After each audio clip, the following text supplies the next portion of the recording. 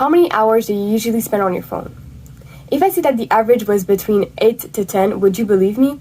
Well, a recent study showed that most college students use their phone around 8 to 10 hours per day. However, are those electronic devices really useful? And should students be allowed to use them everywhere around the school? Well, that's the question we will be answering today. Personally, I think that students should be allowed to use their phone everywhere around the school for three principal reasons. It can help students study better, help them organize themselves better, and finally, it can be a teaching tool to the teachers. Did you know that music helps students study better? Yes, you heard me right. In fact, some studies even suggest that music can reduce stress while doing an academic task, and that it may help with memory and processing during the execution of a task that requires a lot of thinking.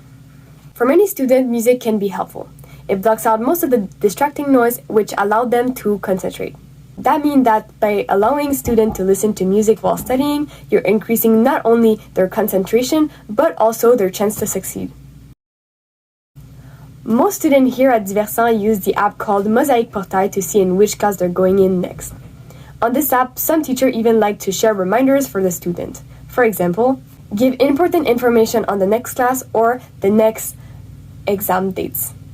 Therefore, I think that removing that method of organization could not only cause misunderstanding, but also failures in classes due to the lack of information. You may be thinking, why don't they just use an agenda? Well, I got an explanation. First of all, most students lose them in the beginning of the year or forget them in their lockers. And yes, I agree. Students are responsible for losing or forgetting them in their lockers.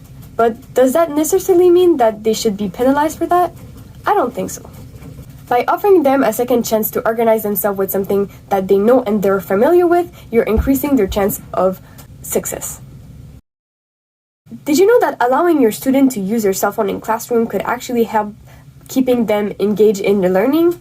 Well, it actually provides them with the instant access of technological tools, for example, exercise or example that can actually help them learn. Therefore, I think that if the teacher is comfortable with internet and apps, it should be up to them to decide if they want to use it as a teaching tool or not.